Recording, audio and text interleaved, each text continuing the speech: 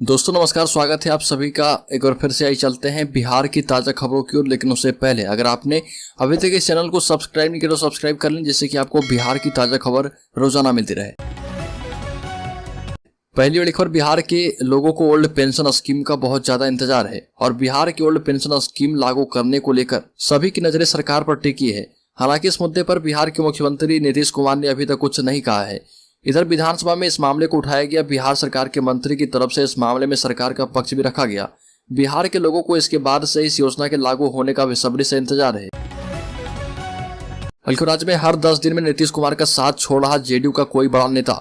लोकसभा चुनाव में अब कुछ महीनों का ही वक्त बचा है, मगर बिहार में भारी राजनीतिक उठापटक हो रही है। 2024 के चुनाव में देश भर के विपक्षी दलों को एकजुट करने का संकल्प लेने वाले मुख्यमंत्री नीतीश कुमार की खुद की पार्टी बिखरने लगी है। आलम यह हो गया कि हर 10 दिन में एक बड़ा नेता नीतीश कुमार का साथ छोड़कर जा रहा। पहले उपेंद्र कुशवाहा ने जेडीयू छोड़कर अलग पार्टी बनाई। इसके बाद पूर्व सांसद मीना सिंह बीजेपी में चली गई और अब शंभुनाथ सिन्हा ने भी जेडीयू को अलविदा कह दिया है। बल्कि बिहार के डिप्टी सीएम की ललकार, कहा कि फर्जी मुकदमों से लड़ने को हमारे पास राजनीतिक जमीन है, जिगर है और जमीर है।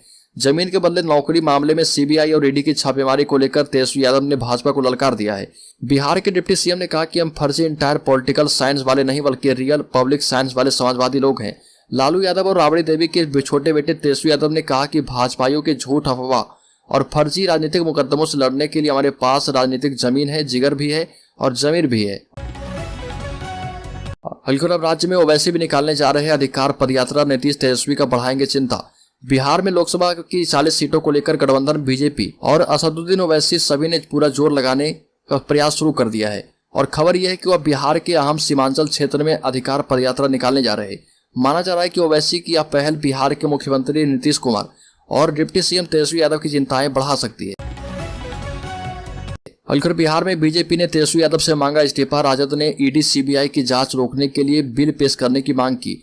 जमीन के बदले नौकरी मामले में लालू परिवार के खिलाफ सीबीआई और ईडी की जांच के बीच बिहार विधानसभा में पक्ष विपक्ष का हंगामा जारी है और भाजपा तेजस्वी यादव से इस्तीफे की मांग कर रही है। वहीं नेता प्रतिपक्ष विजय कुमार सिन्हा ने सीएम नीतीश पर अपराधियों और भ्रष्टाचारियों का मनोबल बढ़ाने का आरोप लगाया। वहीं राजद ने केंद्रीय एजेंसी सीबीआई, ईडी और आयकर की जांच रोकने के लिए सदन में बिल पेश करने की मांग की है। बल्कि राज्य के मुजफ्फरपुर जिले में लोगों का घर से निकलना हुआ मुश्किल। 24 घंटे में कुत्ते ने 150 लोगों को काटा। बिहार के मुजफ्फरपुर जिले में पिछले 24 घंटे में कुत्ते के काटने के 150 मामले सामने आए और इससे शहर में चारों ओर दहशत का माहौल है। और जहां 100 पीड़ित सदर अस्पताल में एंटी रेबीज का टीका लेने गए, वहीं Shri Krishna medical college and hospital SKMCH में 50 नए मरीज मिले हैं। बल्कि बिहार में जमीन की दाखिल खारिज अपील का मामला, ऑनलाइन आवेदन देने के लिए समय सीमा खत्म। बिहार में दाखिल खारिज अपील के मामलों में ऑनलाइन आवेदन देने के लिए 2006-7 की समय सीमा खत्म कर दी गई है। अब उससे पहले के पुराने मामलों में भी भूमि सुधार उप समाहर्ता कोर्ट में अपील दायर किया जा सकता है। इसके लिए सॉफ्टवेयर में जरूरी संशोधन कर दिया गया है। राजस्व एवं भूमि सुधार विभाग के सचिव जय सिंह ने इससे संबंधित एक पत्र सभी समाहर्ताओं को लिखा है।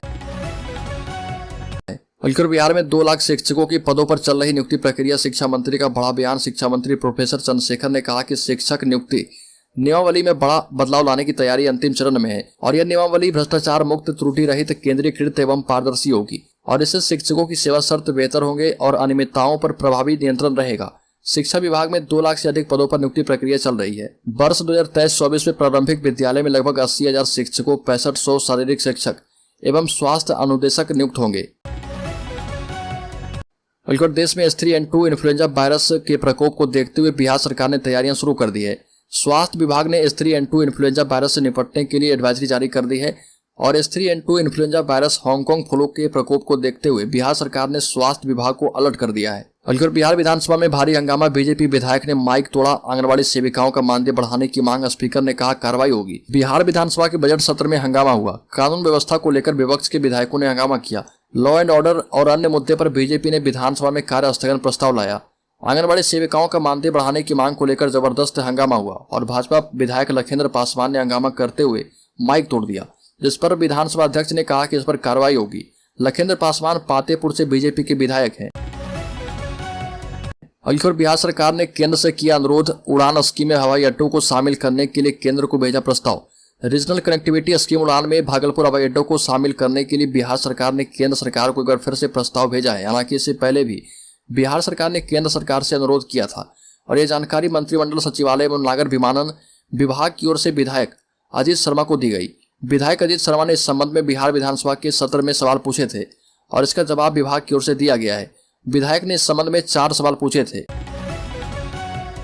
बल्कि लालू यादव एवं उनके करीबियों पर सीबीआई एवं ईडी की रेड के बाद बिहार में बयानबाजी तेज हो गई है। इसको लेकर भागलपुर सांसद अजय मंडल ने भाजपा पर जमकर निशाना साधा और कहा कि जो भाजपा की वॉशिंग मशीन में नहीं आ रहे उन्हें जमकर धोया जा रहा।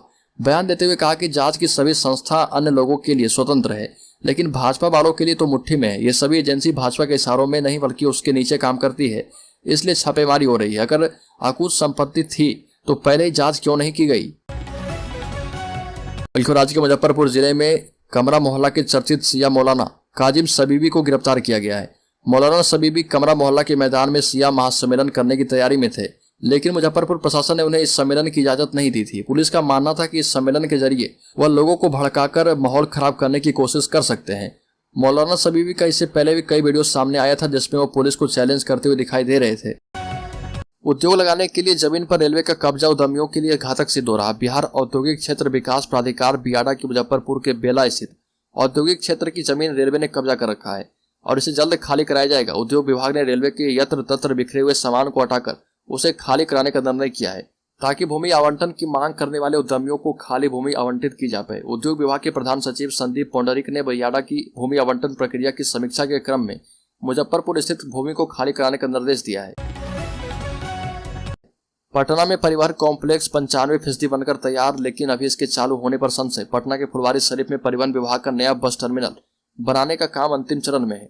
भवन निर्माण विभाग इस नए बस टर्मिनल को बना रहा। नए बस टर्मिनल से जहां बसों की आवाजाही होगी, वहीं परिवहन से जुड़े सारे कामकाज और दफ्तर को भी राजधानी के अलग अलग हिस्सों से यहां पर शिफ्ट किया जाएगा, इसलिए इसे परिवहन कॉम्प्लेक्स भी नाम दिया गया है। यहाँ बस स्टैंड के साथ ही दफ्तरों के भवन और अधिकारियों एवं कर्मियों के रहने के लिए फ्लैट्स भी तैयार किए जा रहे हैं, लेकिन अभी यहां से बसों की शुरुआत होने में थोड़ा वक्त लगेगा। बिहार के पास मार्च 2025 तक होगी 29% सरप्लस बिजली, खुले बाजार में बेच पाएगी कंपनी। कभी बिजली की किल्लत झेलने वाले बिहार में मार्च 2025 तक आवश्यकता से करीब 29% अधिक सरप्लस बिजली उपलब्ध रहेगी। सूबे की बिजली आपूर्ति कंपनियां इस्तेमाल के बाद बची शेष बिजली को खुले बाजार में बेचकर अलग से राजस्व प्राप्त कर पाएगी। ऊर्जा विभाग के मुताबिक 2020-21 में सूबे में बिजली की पीक सप्लाई पीक डिमांड के मुकाबले 67 मेगावाट कम थी। उपेंद्र कुशवाहा नालंदा से करेंगे विरासत बचाओ यात्रा, नमन यात्रा के दूसरे चरण की शुरुआत। राष्ट्रीय लोक जनता दल के राष्ट्रीय अध्यक्ष उपेंद्र कुशवाहा विरासत बचाओ नमन यात्रा के दूसरे चरण की शुरुआत 15 मार्च से नालंदा जिले से करेंगे और ये जानकारी पार्टी नेता फजल इमाम मलिक ने दी है और बताया कि 15 मार्च को उपेंद्र कुशवाहा लाल सिंह त्यागी के स्मारक पर श्रद्धासुमन अर्पित करने के बाद जनसभा को संबोधित करेंगे और बिहार शरीफ में गुरु साहेब लाल स्मारक पर माल्यार्पण कर सभा को संबोधित कर यात्रा को आगे बढ़ाएंगे। बिहार में जमुई जिले के चंद्रमंडी थाना क्षेत्र अंतर्गत एक गांव में एक युवक ने चाकू की नोक पर महिला के साथ दुष्कर्म किया। साथ ही युवक ने दुष्कर्म का वीडियो बना लिया और उससे महिला को प्रताड़ित करने लगा। वहीं युवक ने वीडियो सोशल मीडिया पर वायरल करने की धमकी देकर महिला से दोबारा शारीरिक संबंध बनाने का प्रयास किया। महिला ने इसका विरोध किया, जिससे युवक ने दुष्कर्म के वीडियो को सोशल मीडिया पर वायरल कर दिया। इसके बाद पीड़िता ने चंद्रमंडी थाने पहुंचकर आरोपी युवक के खिलाफ एफआईआर दर्ज कराई है और इस मामले में पुलिसिया कार्रवाई अब तेज होगी। राजद समर्थकों ने ट्विटर हैंडल पर राजद सुप्रीमो लालू यादव एवं तेजस्वी यादव सहित उनके परिवार के समर्थन में एक हैशटैग अभियान छेड़ा और अभियान का नाम तेजस्वी नहीं झुकेगा। विभिन्न ट्विटर हैंडल के जरिए यह अभियान जो है दिन भर ट्रेंड करता रहा। इस अभियान के जरिए बताया गया कि लालू प्रसाद और उनका परिवार केंद्र की मनमानी के बाद भी नहीं झुकेगा और यह अभियान दिन भर समय समय पर ट्विटर पर टॉप 5 में बना रहा और शाम 7 बजे इस अभियान में 75,000 से अधिक लोग इससे जुड़े हुए थे। इस अभियान में तेजस्वी यादव की बहन रोहिणी आचार्य, हेमा यादव, मंत्री समीर कुमार महासेठ और प्रोफेसर चंद्रशेखर आदि मंत्री शामिल रहे। महागठबंधन को चुनौती देने के लिए भाजपा का एक्शन प्लान, पिछड़ा अति पिछड़ा, वोट बैंक पर पार्टी की नजर। बिहार में गठबंधन के मुकाबले बीजेपी ने बड़ा एक्शन प्लान तैयार किया है। जिला अध्यक्षों के लिस्ट में नॉमिनेशन के दौरान सभी जातियों और वर्गों के लोगों को ख्याल रखा गया है। मिशन 36 के लिए बीजेपी काम पर लग गई है। भारतीय जनता पार्टी के संगठनात्मक दृष्टिकोण से बिहार में कुल 45 जिले हैं और 45 जिलों के लिए जिला अध्यक्षों की नियुक्ति कर दी गई है। राजद सुप्रीमो लालू प्रसाद यादव परिवार पर ईडी के छापे के बाद से बिहार की सियासत गरमा गई है। इसके पक्ष और विपक्ष में जमकर बयानबाजी चल रही है। बिहार सरकार के मंत्री प्रोफेसर चंद्रशेखर ने ट्विटर पर लिखा कि लालू ना तब डरा था और ना अब डरेगा। शिक्षा मंत्री चंद्रशेखर ने लालू यादव के समर्थन में पोस्ट करके ईडी के द्वारा की गई छापेमारी का जवाब दिया।